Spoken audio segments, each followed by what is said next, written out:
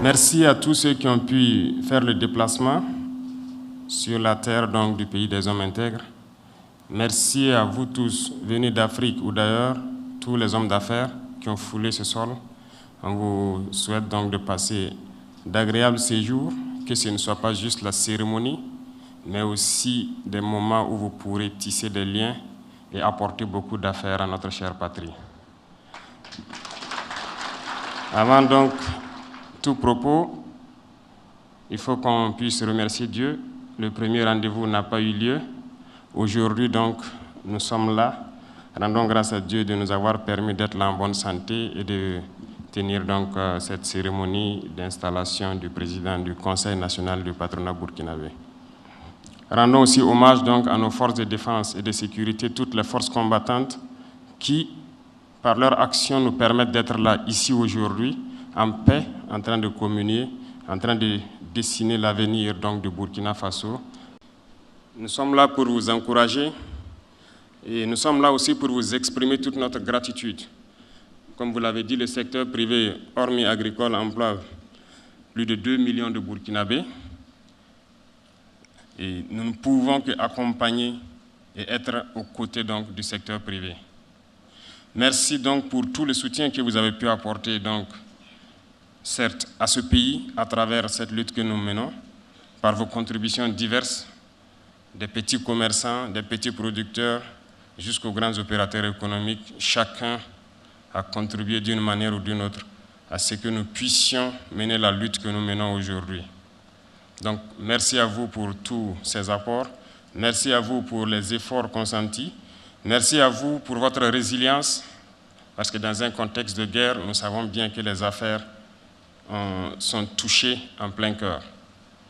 Mais vous continuez de résister et d'accompagner le gouvernement donc, dans sa vision.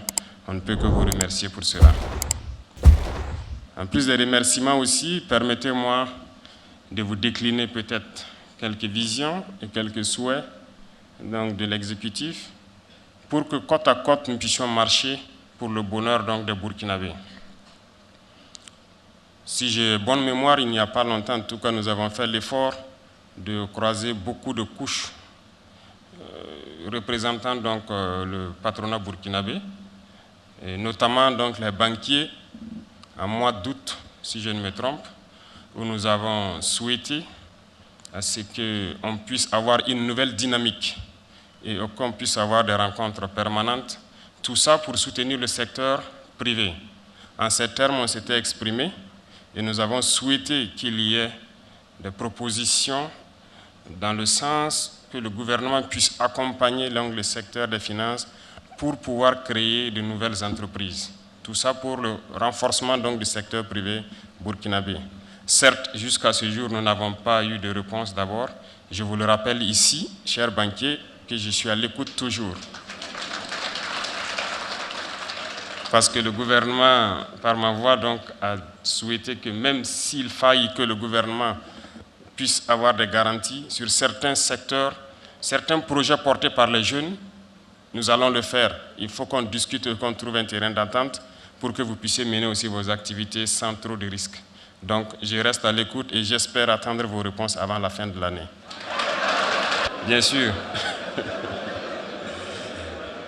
Aussi, permettez-moi que je ne suis pas économiste de formation, mais de la fonction que nous occupons, on est obligé d'apprendre l'économie. Et je sais que l'économie ne pourra mieux se porter que lorsque nous produisons sur place et qu'on arrête l'importation. Je voudrais donc inviter ici le patronat à inscrire donc dans son agenda le plan stratégique et dans notre vision qui est donc le développement endogène, le concept de production. Parce que nous importons beaucoup et nous souhaitons qu'à partir de janvier, nous allons trouver les formules nécessaires pour que les importateurs soient des producteurs, qu'ils puissent contribuer au projet productif sur place ici. Donc ceux qui importent le riz, qu'ils se préparent à investir dans la production de riz. C'est ça aussi. Ah oui. Donc les gros importateurs de riz sont là. Parce que nous importons trop en Afrique. Nous importons trop, ce qui fait que nos richesses se retrouvent chaque fois dehors. Pendant que nous avons des terres, nous pouvons produire. Et je disais la dernière fois de passage au sud-ouest, j'ai pris le soin de passer par la route pour contempler beaucoup de bas-fonds non exploités. Et donc, je pense que selon les statistiques, en 2025, nous serons à 100 milliards d'importations de riz au Burkina. C'est inadmissible. Et je pense qu'en bon économiste, vous me direz que c'est improductif. Pendant que nous avons des milliers d'hectares de bas-fonds qu'on peut aménager. Donc, pour quelqu'un qui voudra désormais importer 10 milliards de riz, nous allons l'obliger à mettre 2 milliards dans un projet structurant où il va employer les jeunes. Et il en sera de même pour la plupart des produits de grande consommation, que sont l'huile, le lait et beaucoup d'autres choses, j'en passe.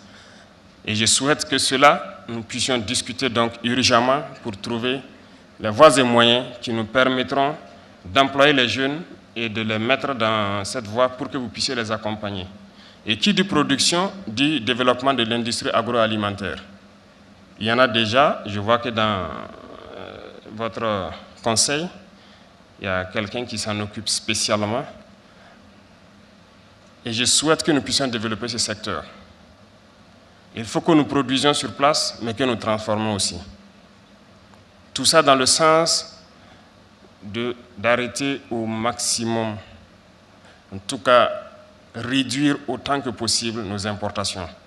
Et c'est en ce sens qu'on pourra créer beaucoup d'emplois et que notre économie pourrait mieux se porter. Donc je vous invite à inscrire cette donnée et qu'on puisse ensemble changer le visage du Burkina Faso sur ce volet économique. Notre vision, c'est ramener la paix et la sécurité au Burkina Faso et comme je le disais, on ne peut pas amener la paix sans développement. Parce qu'à regarder, à analyser notre conflit, beaucoup de gens rejoignent ces groupes armés terroristes ou ont rejoint ces groupes armés terroristes parce qu'ils n'avaient rien à faire. Et lorsqu'un jeune n'a rien à faire, il est oisif, il peut se prêter à tout type de vices. Et qui, plus que vous, pour développer le Burkina Faso? Vous avez embarqué dans cette barque de développement-là et on ne peut que compter sur vous pour qu'ensemble on puisse réduire le taux de chômage au Burkina Faso et empêcher que nos jeunes ne se retrouvent dans le grand banditisme et aujourd'hui dans le terrorisme. Et nous comptons beaucoup sur vous pour qu'on puisse atteindre cet objectif-là. Donc la guerre et le développement ensemble. Enfin, pour les pays amis des différents patronats qui ont pu venir ici et pour tous les hommes d'affaires, les investisseurs qui sont là, c'est vous rassurer que le Burkina Faso est une destination privilégiée pour l'investissement. Le secteur est ouvert. Il y a beaucoup d'opportunités. Nous comptons certes sur nos propres ressources, mais vous êtes les bienvenus parce qu'il y a beaucoup de choses à développer ici en partenariat donc avec les patrons burkinabés. Et je suppose que beaucoup sont là ici pour tisser ces relations-là.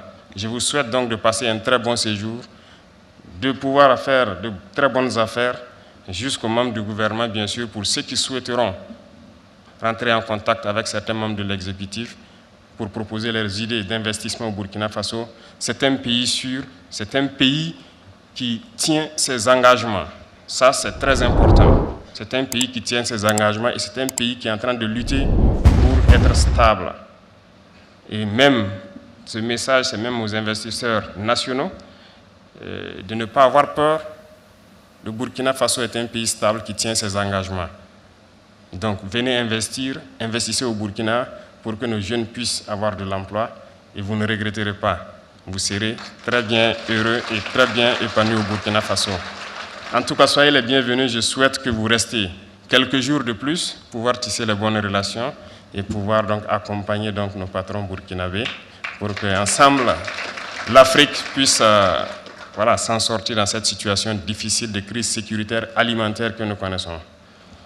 Sur ce, je vais souhaiter donc bonne mission aux patrons, aux serviteurs des patrons, bonne mission aux membres donc, du conseil et souhaiter que la vision de la transition soit donc la lumière donc, qui va éclairer vos décisions futures.